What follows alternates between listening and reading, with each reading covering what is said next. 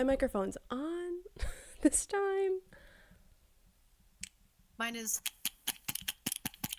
Okay, nobody needs on. that. What? Nobody. Nobody asked for that. Everybody did. Just making sure it's working.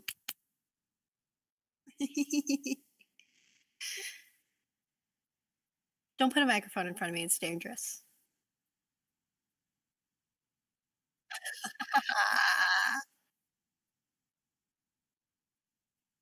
Oh, nice. Yeah. I can hear you fine, though.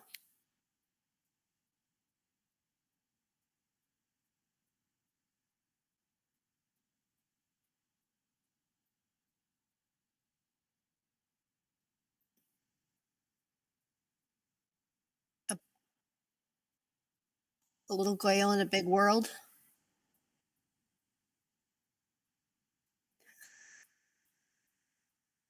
On the floor.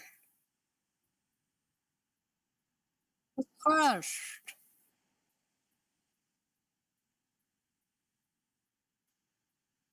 Now. Oh goodness. Well, I know you've been sick. I've also been sick these last couple of weeks. Um, I randomly the last 2 Sundays have had a fever. So that's been super fun. I don't know what caused it. It literally was like a 24-hour bug. Both Sundays. I like woke up and was like, "Oh, I have a fever." And then was fine the next day. So that was super weird. But it's been like a really big pop culture couple of weeks for me. So I think the last time we podcasted, Speak Now had come out. Well, 1989, as you know, has come out. And so that's literally all I've been listening to for the last few weeks is that album. AJR came out with an album yesterday that I've also listened to nonstop. And I'm not exaggerating when I tell you that I cried within the first 30 seconds of, of listening to it. And then, and part of that album is Turning Out Part 3. And you know how I feel about the Turning Out songs. So, so they came out with another Turning Out, and we can anticipate how that went down. It's very lovely. I love the album, and I am excited to see them on tour. What else? Oh, my favorite show finally ended. Attack on Titan finally ended after so so many parts of season 4. It's like a joke at this point. They came out with season 4 and then they were like, "All right, part 2 of season 4 is coming out like in a year." And then they released part of part 2. And then they were like, "Okay, the other part of part 2 is coming out in a year." Great. So they released technically part 3 and then they go, "Okay, there's one more episode." We were all like, "Oh my god, just end it." Just end the show. We don't want it to end, but at this point we do. So that aired this last week and it was I knew what happened, but I was still stressed out the entire time I was watching it. Um like I read the books, so I was like I knew exactly what was going to happen. And the whole time I'm sitting there looking at the TV and I'm like what is going on? But it was very good. So yeah, I've had a lot of fun with like pop culture things. I'm gonna be as of today, I'm gonna be like starting to sing publicly again. Um, so I like am recording with my uncle for a project that he's doing. I know, I'm so excited. So he's doing a project in December, and so I'm recording with him, and I'm learning more things. So I'm very excited about that. But but yeah, what about you? What's going on in your life?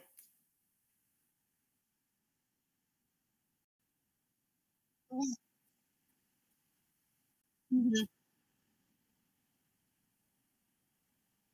Ooh, that's not good. Yeah,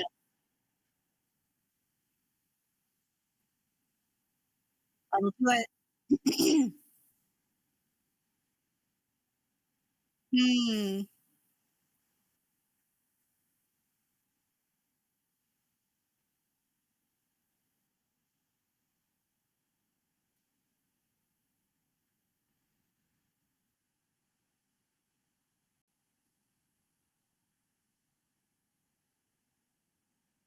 very true. Very true.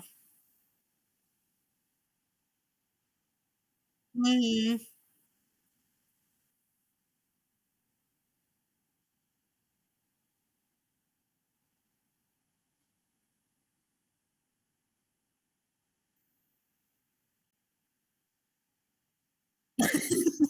Yeah.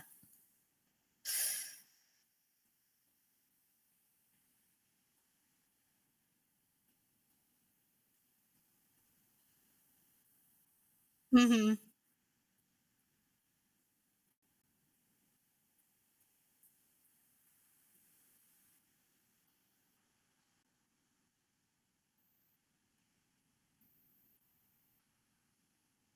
Mhm.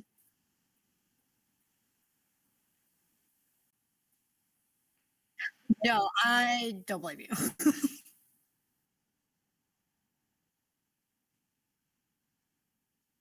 Mhm. Yeah. So then are you in the yeah, are you in the clear now then, or are you still contagious? Oh.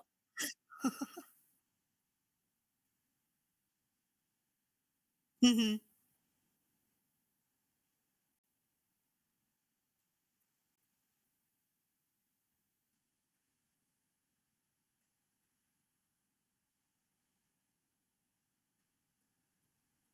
Yeah. Right. Yeah. Yeah. Yeah.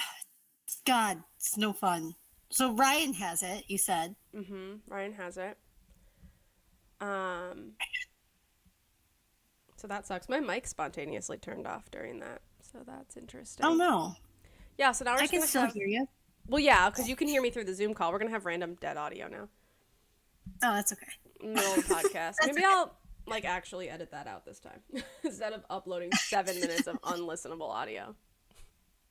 That's okay. Fine, whatever. It is That's what it is. what it is. Anyway, so beyond that, and like it's day 25 of my or day 29 of my cycle, and do I have a period? No. Do I have a positive pregnancy test? Also, no. Like, Um, so we're in limbo. which is the worst place to be. You know what I mean? Like, Yeah. I can't even like take Sudafed for my sinuses, which is my like preferred situation. I have to take Mucinex, Yeah. which doesn't work as well for me because Mucinex is pregnancy Mhm. friendly, and like we don't even know if I'm pregnant. But what am I gonna Right. do? You know what I mean? Like take Sudafed, Yeah, have you it give still my don't want to kid a like birth risk it. defect, and like, you know, Yeah. Yeah. No, I don't blame you. Like, safer the better. yeah, Better to be safe than sorry, I guess. true. But oh man. Yeah, we've So you been. said that when do you like when can you officially take a test? Because I know that we had kind of talked about that. That Okay. like you could take one now, but like the most accurate time is X. Listen, I've learned a lot about pregnancy tests in the last 2 weeks. Hmm. Here's the deal: is I have like the early test ones, right? So Yeah. like you can know up to 5 days before your missed period. Well, I don't Oh like. geez. Yeah, I don't have a regular period. I Mm-mm. don't, and I've never Mm-mm. because I have PCOS. No. Yeah. So, like, my average cycle length is like 24 days, but it could be like 22 Hmm. days or it could be like 32 days. Right. You know what I'm saying? But, like, on Yeah. average, or like the mode or the thing that occurs the most is probably like 24 to 26 days, right? Hmm. I'm on day 29. And, like, you know, but then other people are like, Mhm. well, you really know, like, you'll really know the right answer like 3 weeks after you conceived your child, if you catch my drift. Yeah. And I'm hmm like, I've heard that, like a month. yeah. So I'm like, okay, cool. That's 2 weeks away Yeah. from, or that's a week away from Monday. You know what I mean? Like, hmm but like I just want to know. So like Yeah. what's the truth here? You know what I mean? Is it like, you know, on the day Yeah. of your missed period, a la these like first alert pregnancy tests, or do I actually have to wait 3 weeks? Like, I don't know what the Yeah. right answer is. And like everybody says something different to me. They're like, "Oh, you're on the 2-week wait." Or, "Oh, you're on the 3-week wait." Or, "Oh, you got a month countdown, huh?" And I'm like, "Someone tell me the real number." Yeah, right. Listen, Well, I guess like everybody's experience is a little different. So it's I understandable that guess. they're like giving you different answers, but also it's like annoying. It's annoying, but it's fine. That's awful. I'm gonna like count. And the Right? time I get pregnant, I'm gonna be like, "Guys, it's this number of days. This is It the is number of this, days." right? Could we please decide that it is this number of days? From conception, it's this number of days. Yeah. Right? So are you taking tests like every day, or are you like switching off, or No. like how often are you testing? So I ovulated on day 14. Okay. hmm I tested on day 22 because that was like the soonest I could get my period. You know what I mean? Like, that was the day of my hmm missed period if I was going to have a short cycle. Right. That wasn't it. So then I tested again on day 27 because that's my like probably most common. That hmm like 24 to 26 kind of range. I said, okay, you know what? Day 27 is like my most common I've missed my period day, if that's going to be the thing, right? hmm Still negative. It's day 29. So on day 31, which is also like 2 weeks after conception, I'll test again if I don't have my Yeah. period first. This whole thing sucks. On top of this, It's so by the way, strategic. on top of this, we have been to weddings upon weddings upon wedding. Like, we're going to another wedding next weekend in That's Indiana. right. That's right. I forgot about that. So you're not drinking. No. And everyone's like, "You're pregnant?" And I'm like, "Dunno." No. Not sure, but better safe than sorry. For real. Oh my god. Well, hopefully, like, soon you'll know. And then, I just like, listen, I just want that little second line to pop up on the test. It's all I want. right. But then I get RSV, right? And like, if you get sick really early in pregnancy, it can terminate your pregnancy. So now I'm like, Yeah. was I I mean, pregnant? it's- And did I terminate it by hugging a 3-year-old? Oh god. You know? These are the questions. Yeah. Oh my god, it's so stressful. Getting pregnant, man. It's tough. Yeah. I can imagine. Well, you're gonna have to keep me updated because I am on the edge of my seat. I have too. been on the edge of my seat since you messaged me. And you were like, guess what I'm doing? I mean, if you aren't comfortable, I know some people aren't comfortable like telling people right out the gate. Oh, no. They like to wait a little bit. So like, don't feel like I'm pressuring you to tell me things No, listen. right away. I have this like firm belief, right? Is that like God loans us to each other. Like, we're all on loan. You know what I mean? Mhm. And I have PCOS, which means I have a really good body to give short-term loans to. You know what I mean? Mm-hmm. Yeah. And so I think, like, for like me as a human, and like me as a mom, I will want people praying from like day one that the Lord might extend the loan. You know what I mean? Yeah. Yeah. That I understand that. And so, like, I totally understand the people that are like, we want to keep it a secret until we know that the pregnancy is viable. And I'm like, no, I want everybody to know from the moment I have a positive pregnancy test so that they are praying immediately. Yeah, I get that. I totally understand that. But yeah, no, keep me posted because I am. Yeah. So, like, I don't mind people asking. And I think, like, Yeah. some of the, like, older teachers at school are like, Kelly, we don't want to know about when you're taking pregnancy tests. You know what I mean? Like, we don't want to know because, like, don't you want to wait? And I'm like, no, I don't want to wait because I might only get to be a mom for like a week at a time. You know what I mean? Like, no, I don't want to wait. I want everybody to know. And, like, I don't care if you ask. Like, my brother-in-law's like, please don't be offended. I'm like, you can ask me every 16 days if I'm pregnant. That's fine with me. Like, I love that. you know what I mean? Like, I don't care. Statistically, you gotta wait 16 days though. Like, yeah.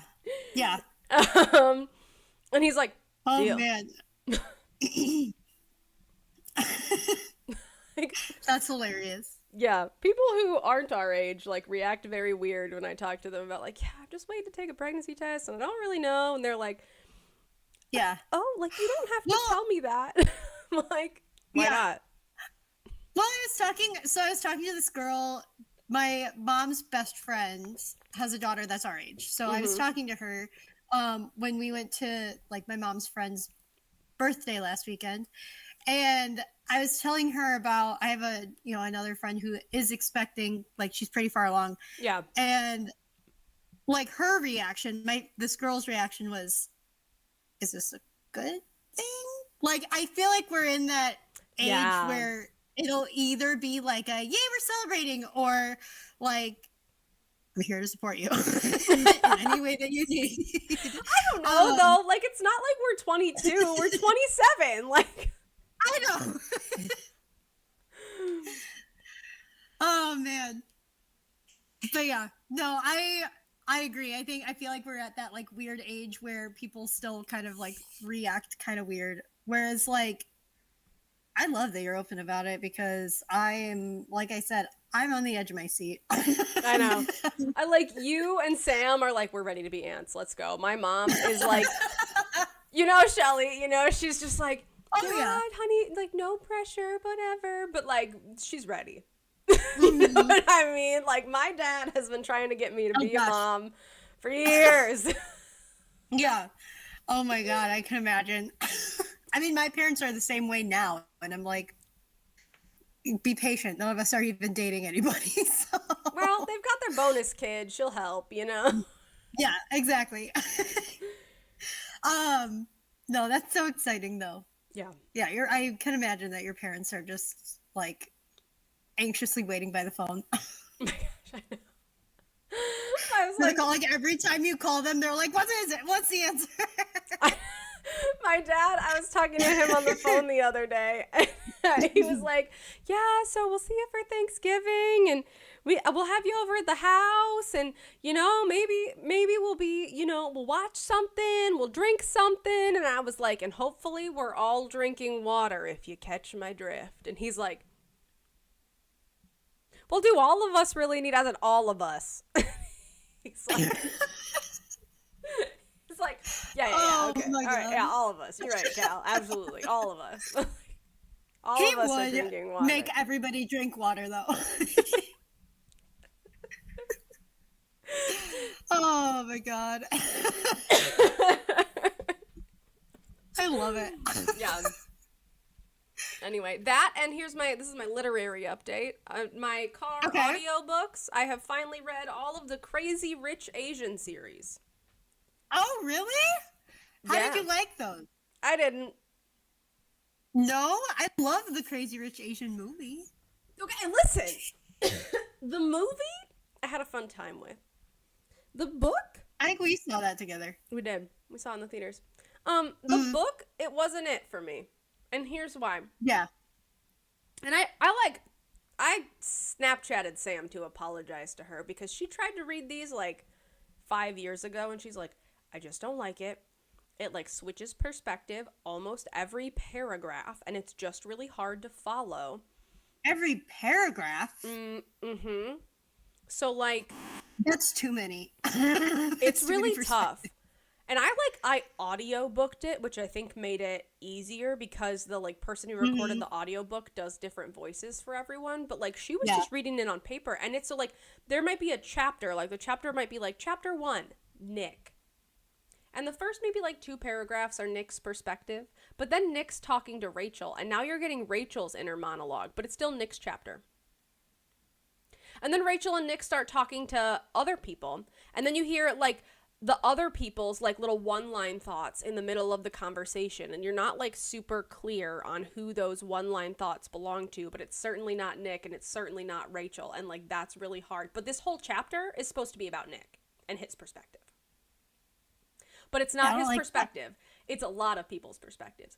And so there's like kind of these, each book has probably like 6 people who's like who are like the main story drivers, but they're not the only perspective that you're hearing from.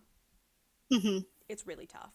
And it's like not super enjoyable. And like the movie was really fun, and you thought the mother-in-law was crazy in the movie. She's crazier in the book. Oh, she's crazier in the book, but it's not just her. Like Everybody's crazier in the book? everyone is crazier in the book. Oh, jeez. That's no good. Yeah. And like at the end of the movie, you get that like, your dad's still alive thing. Yeah. And then the mom is like, but that's not your dad.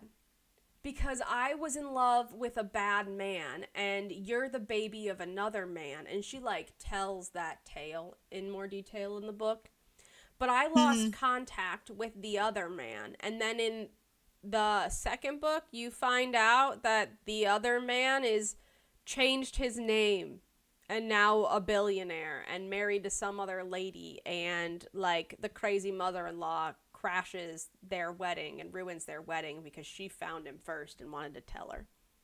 She also wasn't invited to the wedding, and this is how she wanted to get herself invited to the wedding. Like everything. Oh my god. Everything's crazier. I mean, I feel like I would enjoy them if they didn't switch perspectives so often. Truly? Like, I don't want to read it when it's that inconsistent with the perspective. But the story is so good. The story is like looking at a bad accident. Like, you just can't. You have to keep looking at it. Do you remember the like crazy movie star that the one cousin was dating in the book? Or in the movie? She's like a pivotal character in the second 2 books. Really? Straight up. Like, I liked her in the movie. It's just crazy. It's just crazy. Yeah. Just crazy. It lives up to its name. Facts. Facts. If they would just like stay in one person's mind for a whole chapter, I would recommend that you read it. I don't though. Right. Yeah. I mean, I've had like my fair share of like perspective switch offs, but too many. There's a limit. And there's no warning either, which really makes it tough. Yeah, that's stupid. Yeah. Personally, I think that's stupid. Me too. All right. Anyway, hi and welcome to Not For You. And by hi and welcome, I mean, sup, me from the future. How you doing? Oh, girl. Girl, if you're not me or Riley from the future, I guess Sam can be invited. Sam is invited. Yeah. If you're not us 3, get out. It's not for you. You weren't invited. Goodbye. Facts. Facts. Anyway, today is Nancy Drew Book Club number 5, where we talk about the secret behind our red shirts and the hands that accompany them. You're wearing a red shirt too? I just moved my flannel aside so you could see my red shirt more, except for you I can't see you. You can't see it. Oh my god. Girl, I got opinions about this game. I don't. Just listen. Here's what I'm gonna say. Here's what I'm gonna say about the game. Here's what I'm gonna say. Here's what I'm gonna say. Here's what I'm gonna say. Actually, I have two I'm opinions. listening. I'm waiting. There are two things I want to say. Okay. The first thing is if you are not playing this game half delirious with your best friend at midnight, you're not playing the game right. Okay? No. It's so much funnier when you play it half When you're playing it delirious with a person. at midnight. Yeah. Yeah. If you are not playing this game under those exact specifications, don't play it. It's horrible. It's terrible. You can't do it. You can't play this game by yourself. You can't play this game in the broad, harsh light of day. Stop. Don't do it. You don't want to. I don't want that for you. Mm-mm. No, it was terrible. I had a terrible, horrible, no good, very bad time playing this game. It took me so many days because I could not focus on it. I eventually, I mean, no, this is a lie. I started the game by reading through the Game Boomers because I remembered this game being difficult. I remember us delirious at midnight, getting stuck and having absolutely no clue how to get unstuck because we were waiting for those packages. No, we didn't trigger the mystery. Oh my god, you're right. We played this game for 3 hours. And nobody we were just doing stole the we were just doing carving. clerical work. Yeah. Like, we talked to everyone. We did all this Oh stuff. Like, and you know what it is? Terrible. We didn't call someone on the phone. And No, as we soon didn't. as we called that person on the phone after 3 hours, because you know that we're not phone-motivated people in Nancy Drew games, then the thing got stolen. But we did, I mean, probably like 99% of the game. And then the hand came about. Like, I think we got through the whole pyramid games. And the hand was still not there. Oh my god. I can't even believe. I just remember that game being like, it was very fun when we played it together because we can make even the bad Nancy Drew games fun when we play them together. But I remember being disappointed by this game when I played it for the first time because when I first heard about this game, I was like 10, and like I was a very like spooky. Like, I was a big spooky fan. It's a 10-year-old. And so when I saw the bloody handprint on the cover of the game, I was so excited. So I was like, this is going to be spooky. And then we played it. The first time I played it was when we played it together. And I was like, this game is just like clerical work. I'm just making phone calls the whole time. That's all I did. Okay. Was like, you'd call one person and be like, hey, can you send me this thing? Great. And then you'd call another person and be like, hey, can you send me this thing? Great. And you hang up. Hey, can you send me this thing? Click, hang up. Hey, who ordered this like chemical thing? Oh, Joanna Riggs did? Great. Click. Like, it was just phone calls the whole time. My other thing about this game is don't let the Game Boomers get you down. Right. Because I was wholly at the end of the game. And I, at that point, knew I was at the end of the game. But if I'm looking at the scroll bar on the Game Boomers, it looks like I'm not even halfway there. Oh, I know. I was panicking. I when literally... I had played this game for 3 hours, and I, like, scrolled, and I was only, like, 1/10 of the way there. I was like, this is going to take me 50 hours to play this game. I don't have it in me. I was distraught. Like, I sat down, I played this for like an hour and a half after work one day. I was tired. I wasn't even like a quarter of the way there. I was like, I'll do it tomorrow. So I did it for like an hour and a half after work that day. I was tired. I still wasn't even a quarter of the way there. I was like, I can't do this. We need to wait. And then I played this for several hours one day. Mm-hmm. And I wasn't even a quarter of the way there. And I was like, I can't do this. I can't do this. Oh yeah. And It then, was like 1 a.m. and I was like, I can't play this anymore because I will pull an all-nighter and not even be halfway done. oh my gosh. Yeah, don't let the game boomers get you down. It's a really early game, boomers. When you finish the game, you're not even halfway through the scroll. Yeah. But it's because she like linked all of the answers, those like hidden answers, to a Mm-hmm. like lower spot on the web page, and they're taking Yeah. up a whole ton of space. So Mm-hmm. don't the game boomers get you down? What were your thoughts on the book, Riley? I thought the book was a lot better than the game. Here's my beef with the game, like in as a whole, just like in comparatively to the book. I thought the game was not suspenseful at all. Like the only thing that happens is the thing goes missing, Mm-hmm. which is like not suspenseful at all. Mm-hmm. Because all that happens is someone tells you that it's missing. Mm-hmm. And then also the guy falls down the stairs. Like those are the two things that happen in the game. Everything in the end, but like the end is usually suspenseful. But usually there's stuff that happens like that Nancy needs to escape or you die. Mm-hmm. Throughout the games, there was none of that for this game. It was just like making phone calls. The book, on the other hand, was much more suspenseful. The way that like Henrik got injured, I thought was more interesting. That he wasn't like pushed down a staircase. He was in the courtyard of like that one building, and the thing fell on him. There were a lot more characters, which made the book more interesting. Yeah. There was like a whole Nancy got like abducted. No, she got drugged and abducted She did get drugged from a party and almost murdered. and almost murdered. There was like there was a smuggler involved that was not in the game at all.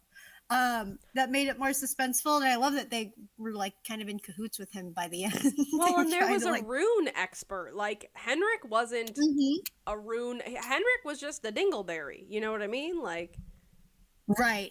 Henrik like had no role in in the book at all. yeah. I think all he did was steal it. Right? Was he the one that stole it? No, he didn't steal it. He just stole it in the game. Oh my god, who stole it in the book? Taylor. Was it? Oh, duh. Yeah, you're right. It was Taylor. Because he was hiding it in his boot, remember? Yes. Oh my god.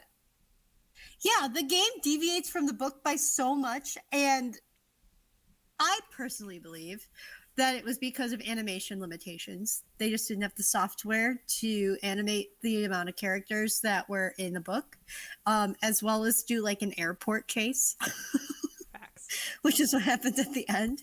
But like, I don't know. Being thrown in, I don't know. What's more believable? Being thrown in a sarcophagus or... Oh my gosh, yeah. Okay. Oh man. I think we need to do. I think it's summary time, and I think we've got to do book first, just so that we see the intense amount of deviation. Exactly, I agree. Do you want book or game this round, girly pop? I'll do the game. Okay, so we're going with the typical split. Okay, sweet. Okay, so Nancy, Bess, and George are arriving at Beach Hill Museum because that's what they're visiting. I can't really remember why they were going, but they went because I think they were visiting just Washington in general. Yeah, and then they were gonna get I think they were gonna get a tour of the museum. Yes, and Carson's friend something whatever. Not yeah, that was it though. I think they were just getting a tour. Yeah. To start. While they are at the museum, they learn about this great carving of King Pakal. It's very prestigious. It's important that they have it. You meet Joanna, who's the assistant curator, and you meet Alejandro, who is insistent that Joanna and Henrik return this piece to Mexico because it was unnecessarily taken from there, and it was like illegally taken. And Joanna is like, we have provenance documents stating that this was legally bought and sold, that like it was not stolen, all these things. And Alejandro and Joanna are getting very heated, and Nancy, Bess, and George are like, okay, great, thank you. Yeah. Awkward. And then, right? It's like when you go to your friend's house and they fight with their parents and you're like, yes. Can I leave? Can I go home? It is that. And then Henrik shows up, walks Alejandro away. You know, Henrik is the curator of the museum. Mm-hmm. It is what it is. Yeah. You go on your tour, and you come to find out that the carving of King Pakal is totally missing. Mm-hmm. Joanna is so upset. And she calls the police and like asks you to be a part of this investigation because she knows through Carson that like you are a detective and you're very skilled, and you're like, oh, it's you know, like and you end up doing it, right? And the police officer is like, you are cute, but I'm not really gonna cooperate with you a lot. Nevertheless, Nancy Drew's on the case. Yeah. At the site of the robbery, there is a letter with a blood red hand and some runes, and we're trying to figure out like what's happening there. The police takes it, we get a copy, all is well and good. The next day we like go to talk to Alejandro because homeboy literally was talking about wanting to take it back to Mexico. Seems like a good call. All the while, Henrik's being like kind of evasive, doesn't really want to talk to you. You see him sneaking into the Mexican consulate with like a package under his arm. And Alejandro kind of like brushes you off after you talk to him a little bit. And then you go back to the museum and you see Henrik walking across the gardens. And when you go down to confront him, he's passed out. Yeah. He's in the hospital with amnesia, which is unhelpful. Yeah. But we do find out... Convenient. Yeah, seriously. We do find out that the package under his arm was the original provenance documents. Mm-hmm. And we take a nice little look-see at those. Yeah. Put those away. We find out that the people who, like, sold King Pakal were from Connecticut, in the same kind of region that Bess and George's aunt lives, and we file that away for later. Mm-hmm. At that point, we need to start deciphering these runes, and Joanna tries to help us a little bit. She sends us to a rune expert. He helps a little more, lets us know that anyone trying to locate King Pakal is going to be like murdered viciously. Yeah. And then the police tells us that red handprint is actually something called cinnabar. And I don't know who reads that word without immediately thinking Cinnabon. Oh, I 100% kept thinking about Cinnabon, and I was very hungry for cinnamon rolls the entire game. Can we just talk about how, like, extremely disappointed I was at the lack of cinnamon roll involvement in this whole book? Like, I just really think that would have made the book better if there were cinnamon rolls. Or if somebody mystically delivered me a gluten-free, dairy-free, a nut-free cinnamon roll to my residence every time I read the word cinnabar. I think that would have been better. Exactly. I think that would have been really, really nice. Yeah. And would have made the game and the book more enjoyable. I think that needs to be a service Her Interactive offers free of charge. If you exactly take the initiative to read the book Secret of Scarlet Hand, we will bring you like 11 cinnamon rolls. 11. Yeah. So specific. One for every 10 times we had to read the word cinnabar. Accurate. If you go and read the fact. description for this stream, by the way, it does mention my sadness over the lack of cinnamon rolls. Yeah. Because in my mind forever, this is the cinnamon roll book now. This is the cinnamon roll book now. It's not the Secret of the Scarlet Hand. It's not the Bloody Handprint game. It's not the Maya Glyphs game. It's the cinnamon roll game. Yeah. Tell me I'm wrong. I dare you. No, I think you're very valid. Thank you so much. Okay, anyway, not the point. So we go see this glyph expert. He seems kind of shady and evasive. Alejandro shows up. That whole thing is weird. And then we're like walking on the mall, kind of trying to like get back to Bess and George, where we are almost accosted by a man on a bicycle. Wild. Yeah. So then we go. But this is what I'm talking about. This game, or this book, was so much more suspenseful than the game. There's so much more that happens. We talked to Taylor Sinclair. He seems like a skis ball. There was no mention of Poppy Dada, which, you know, really goes both ways for me. It's good and bad. Yeah. You know. And then Poppy Dada played absolutely no part in the book whatsoever. And honest to God, like, had no purpose being in the game. Yeah. Yeah, so then we talked to Taylor Sinclair, we talked to Joanna, we talked to Henrik, like we're really trying to figure this out. Like we have a lot of apprehension about the glyph expert. And then I believe a second red hand appears. So we take it back to the glyph guy. And the glyph guy seems really sketchy. And so we kind of keep going through the plot here a little bit, and we end up following the glyph guy to an appointment at a house in Connecticut. Interesting. Where we are given a mask and a robe and a sweet beverage, and then all of a sudden, we wake up tied up in a shed.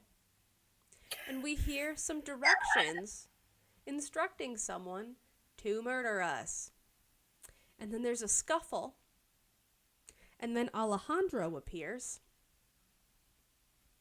And he saves us. So now Alejandro is no longer on our list of, sketchy dudes. And he's helping us try to figure out what's going on with King Pakal. Yeah. And we, while we're at this whole shindig, we realize that the guy who was kind of leading this Mayan ritual was the glyph guy. Like, it specifically mentions a very freckled arm. It specifically talks about this guy, and he has freckled arms, which we learned earlier in the book. And so we, go back to him, and we're like, You poisoned me. And he's like, no. He's like, what are you talking about? Literally no.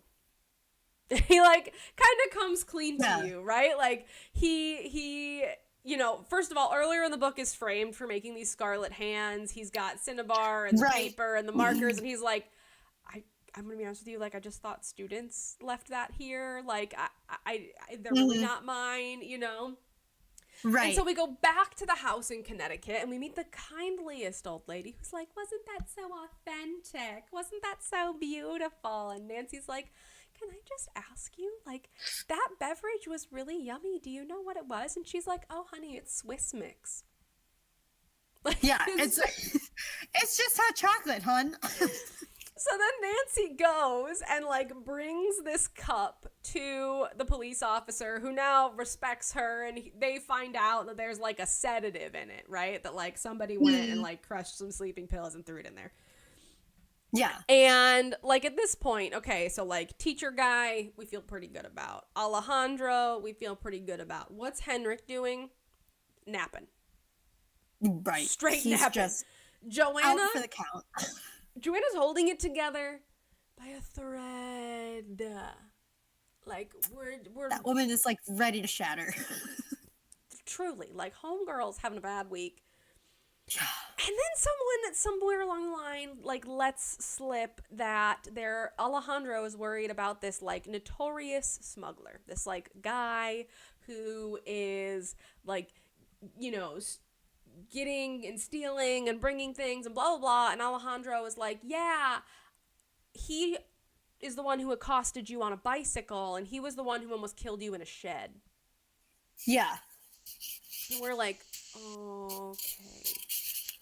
So then we talked to Taylor Sinclair about this guy, and he's like, that guy's small potatoes. You ain't got to worry about him. And we're all like, God. Great. And then Yeah. we go. You're like, actually, we almost died. Did you remember the time we almost drowned, though, buddy? Yeah. So then we go see Henrik, just because at this point we like to feel sad. And Henrik's like, guys, there's something wrong with the provenance documents. And we're like, tight. So we go and we look at the provenance documents, and we're looking and we're looking and we're looking, and Nancy goes, wait a minute, there's a zip code. And George is like, yeah, that's my aunt's zip code. And Nancy's like, but look at this year. If this was really accurate, there wouldn't be a zip code, because zip codes weren't invented until blah, blah, blah, blah. And then George is like, they're fake. And then they have to go find Taylor Sinclair. And I forgot about this character because he's really so inconsequential to me. But Taylor Sinclair has a very sassy assistant. I like to believe he's elderly. And they go see this assistant. I like visioned him as the opposite. I visioned him as like a college kid who completely didn't care about his job at all. See, he's just doing this for the summer. I pictured him as like, you know, like Alfred. Like, he thinks his job is the most important job in the world, and you try to tell him otherwise. Yeah. However you picture him is fine. Nevertheless, they're like, tell us where he is! And he's like, I'll never tell you. No. And then they're like, tell us where he is! And he's like, well, he hasn't paid me in months, so here's where he is. Here he is. That guy, absolutely no, he caved instantly. Oh my gosh. No loyalty. He said, no, I probably shouldn't tell you. And they're like, you know, you're aiding and abetting. And he's like, actually, Taylor I set Sinclair up the is PO so box. Sketchy. Yeah, he just tells you everything. It's amazing. Yeah. He's like, I love that character. Actually, I'm the one who bought the cinnamon rolls and left them in the Glyph guy's office, and also Taylor's at his house. See you later. Right? He's trying to flee the country right now. I'm gonna go home though. Yeah.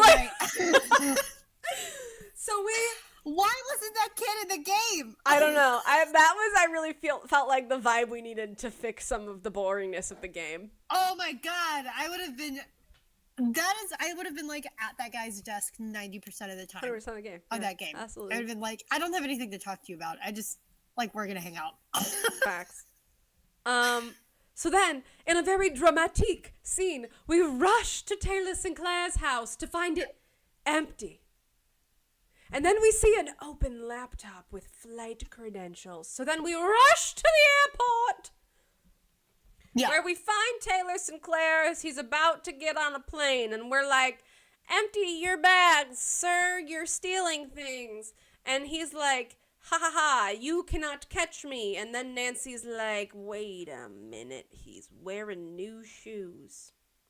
So then she chases him down a gangway to get onto the airplane, tackles him, and rips the heel off his shoe, where lo and behold, there's a tiny shriveled rock face. I mean, you're not wrong. And then, because the tiny shriveled rock face was indeed stolen by the smuggler dude and given to Taylor Sinclair, it goes back to Mexico. End of book.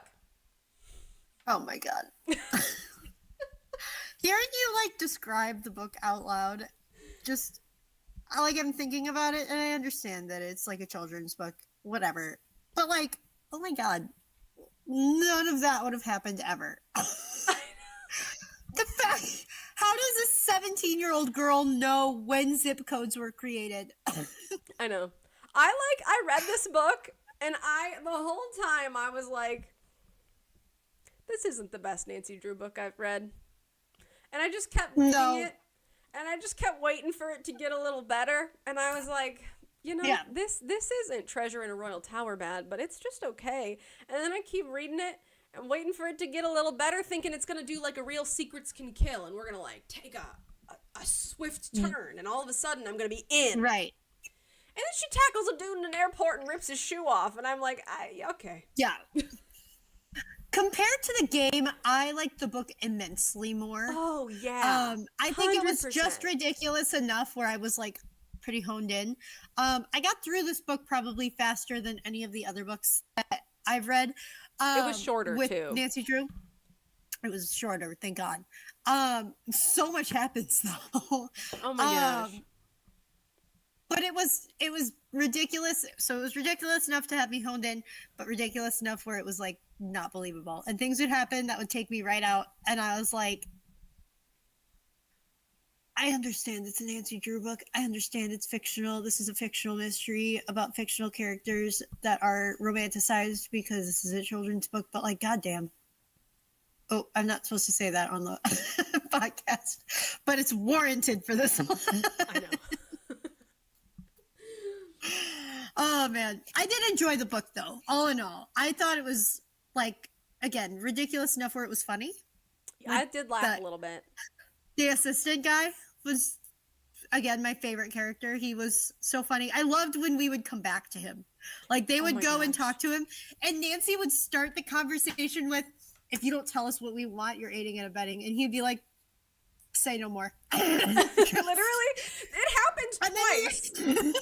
And then they'd leave, and then they'd come back and be like, "We have more questions for you." And he'd be like, "I don't want to tell you." And she'd be like, "Then you're assisting him, and we're gonna have you arrested." And he'd be like, "Say no more." And then he would just keep talking. This guy. And then she was finally like, she was like, "So I hear Taylor's having money troubles." And like, to your point, he goes, "Yeah, he hasn't paid me in weeks. What am I doing here? I'm gonna leave." He's like, "This address." It's like bounces. Doses. My favorite character in any of the books that we've read so far. Oh my gosh, just so funny. This is why I envision him as like this like college kid who's like, "What am I doing here? I'm just gonna leave. This is not what I signed up for when I was looking for summer employment." It was so funny.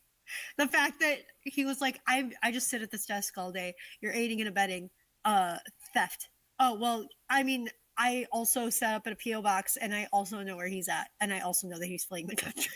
And I also am the only one who ever checks the P.O. box, so I'm also the one who framed the guy, and also I'm going home. Bye. Yeah. He was like, "I'm uncomfortable. I'm going to leave." Yeah. It's like, you know what? Fair. I understand that. Yeah. Okay, tell us about this game. Good. All right. Game is much shorter. There's a lot less that happens. It is, aside from like the basic plot of Pakal goes missing, we have to find it. This game is entirely different than the book. You start off just Nancy, taking over Sunny June's internship at the museum. So you're not just there for a quick visit. You're there to work there. And this is our first intern. Sunny June. Yes. Take over for Sunny. There's immensely less characters. Joanna has a much larger role in the books. She's like essentially the curator of the entire museum. So you talk with her a lot. She's telling you, of course, as the book went on to, about the Pakal and how difficult it was to acquire the Pakal and how expensive, but it was worth it because it's going to drive up revenue for this museum. You meet Henrik shortly after meeting Joanna, and Henrik is the translator. So like he also works very closely with the artifacts and like preps them for the displays, and he's an expert on Mayan glyphs, so he's able to translate a bunch of stuff. Again, shortly after that, we meet Alejandro at the Mexican consulate. He, just as he does in the book, strongly believes that a lot of the artifacts at this museum are stolen and that they belong to Mexico and should be sent back. So when you start off the game, you're starting under the guise of this internship, and you're making phone calls out to different places, and you are doing little odd jobs around the museum, like labeling the exhibits, which I totally cheated on. Setting up the like audio tours, fixing artifacts, that kind of thing. And then shortly after the game starts, the Pakal goes missing. Joanna finds you and tells you there's a note left with the glyphs and the red handprint. So you are now on the case. Like this case has fallen into your lap, and you, Nancy, are now in charge of locating the Pakal to save the museum because they have some major money problems. So in your investigation, you meet Taylor Sinclair. He he's the one who acquired the Pakal for the museum. He's sketchy and weird right off the bat. Sunny June leaves little notes about him, which are entertaining. Don't look directly at his tie. Oh my gosh, don't though. Don't look directly at the tie. That was just good looking out. But like he's creepy right off the bat. You're exploring the museum. You get to this like sarcophagus in the middle of like the big Mayan jungle display. You turn around and Taylor Sinclair is like right 2 inches from your face, telling you how magnificent this is and how magnificent the Pakal is and everything. Throughout the game, you start to learn about the history of the Pakal and the sarcophagus and how they tie in together. So Pakal was a king. The purpose of the sarcophagus is that it supposedly holds the king's scribe. So this is important just for the plot of the game. He had kind of like built his kingship, his royalty, on like the guise that he is a deity. He's like a demigod, essentially. And the scribe spoke against that and was like, he's human, 100%.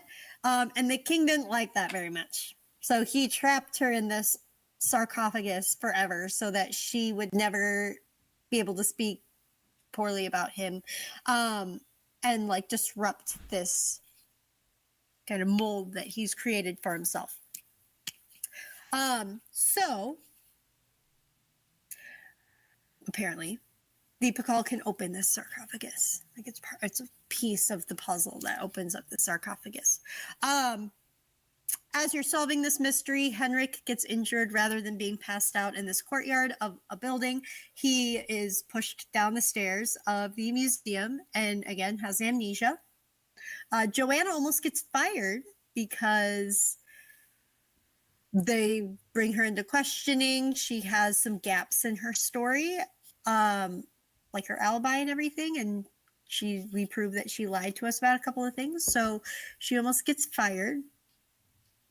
Alejandro is like fine, I guess. He gives us a lot of really good information about like the glyphs and like Mayan history. He provides us with some translations. But he's,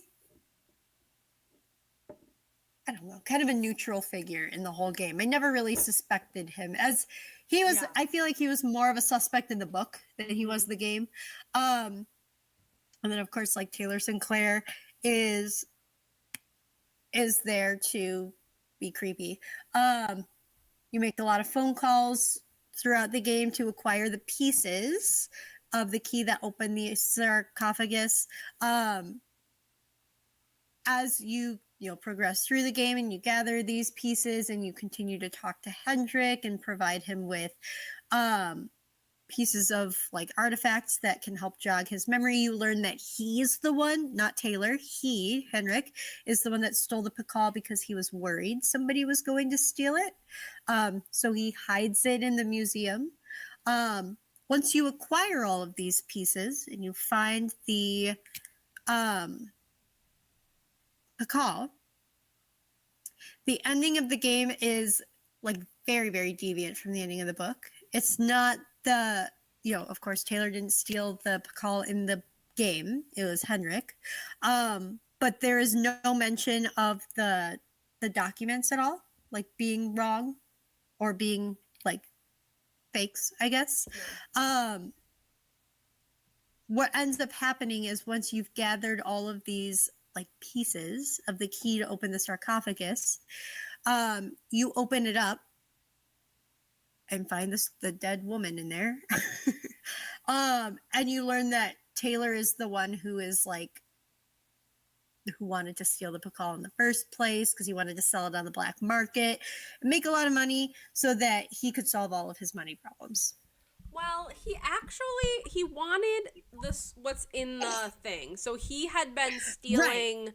So there were like 6 other pieces to a key that got you into the sarcophagus, and he had been stealing pieces so that he could discover the scribe's journal to sell on the black market to fix his money problems. Exactly. So you get shoved into the sarcophagus by Taylor, and he closes the door and is like, "You're gonna die in here." And so then when somebody finally opens this, like many, many years later, they're gonna find like this old woman and a 21st century detective, blah blah blah.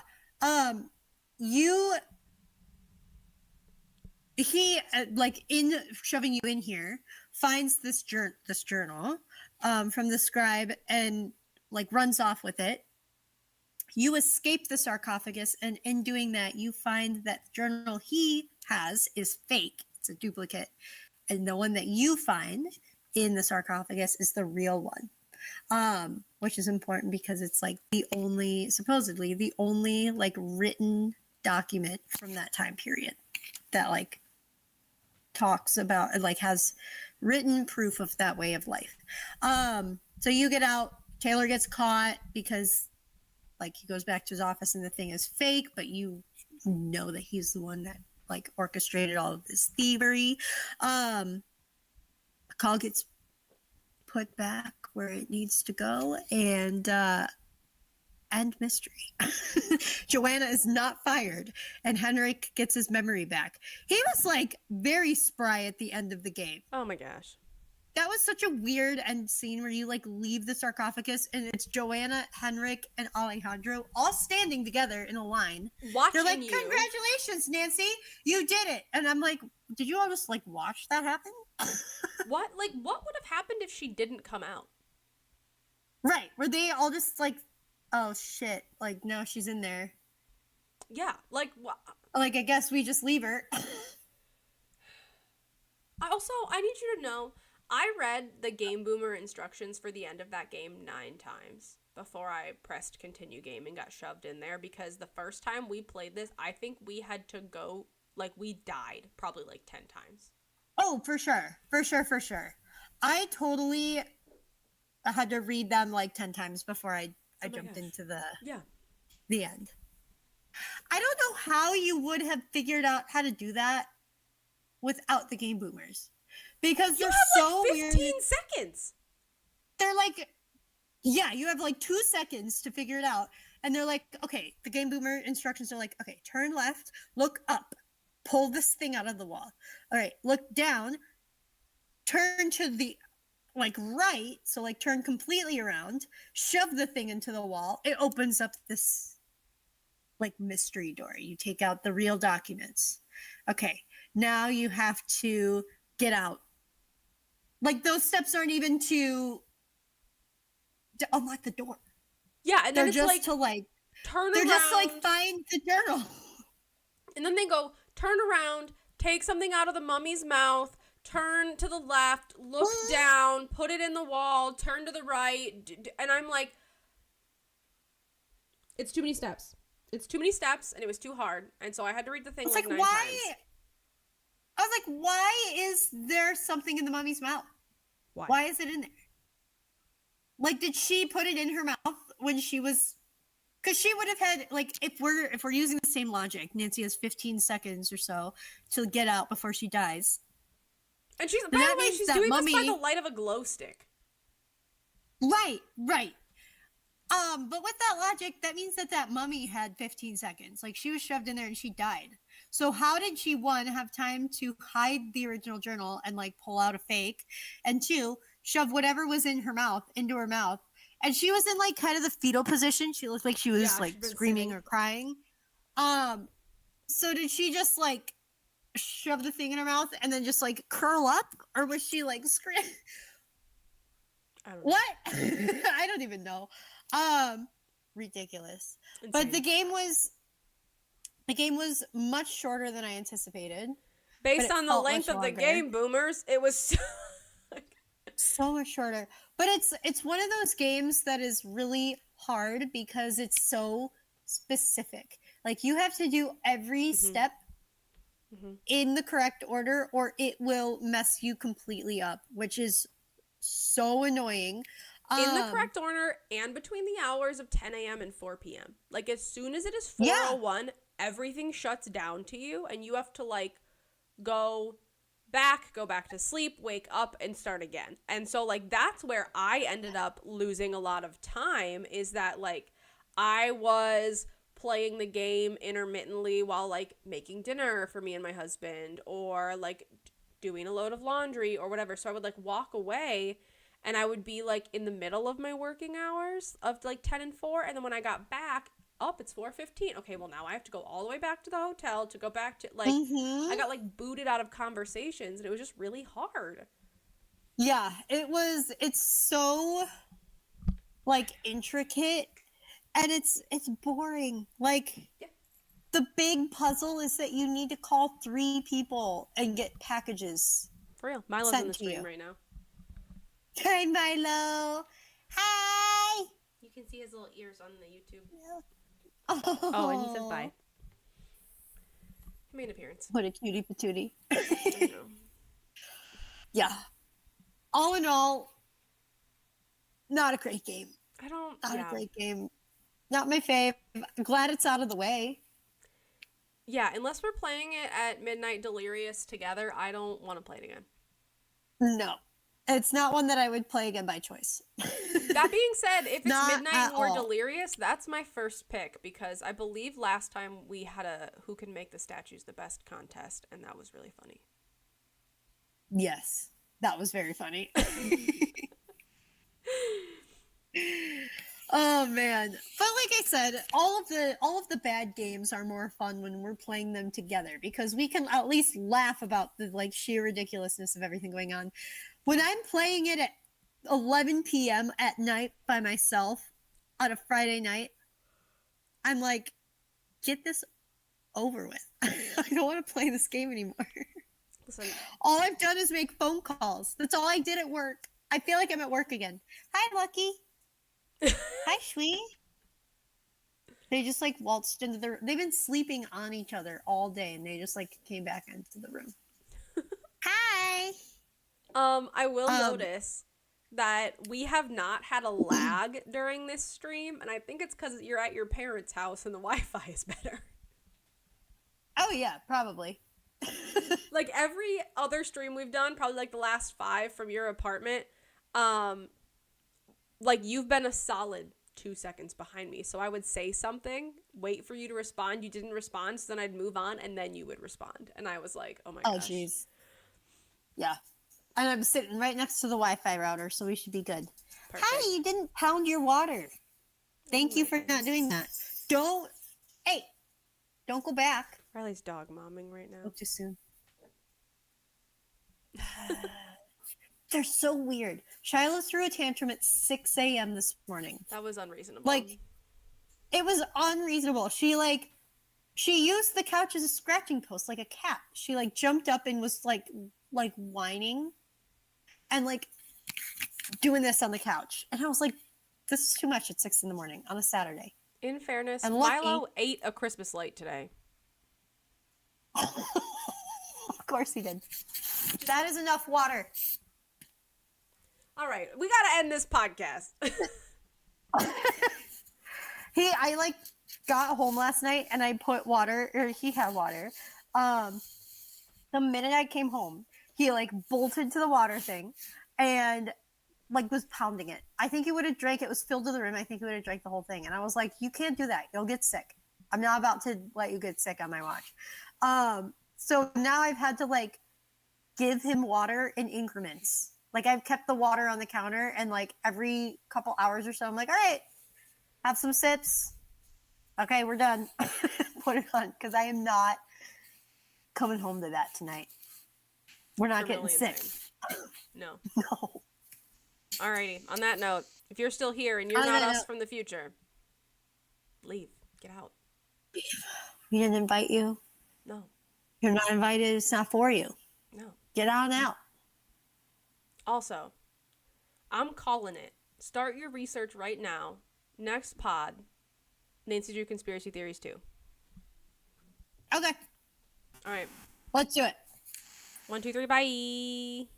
Bye. Oh, hang on, wait. Oh, no. Oh, no. What happened?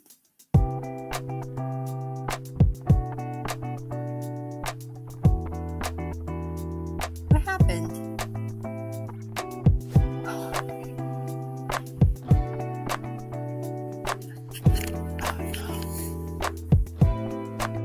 It's fine.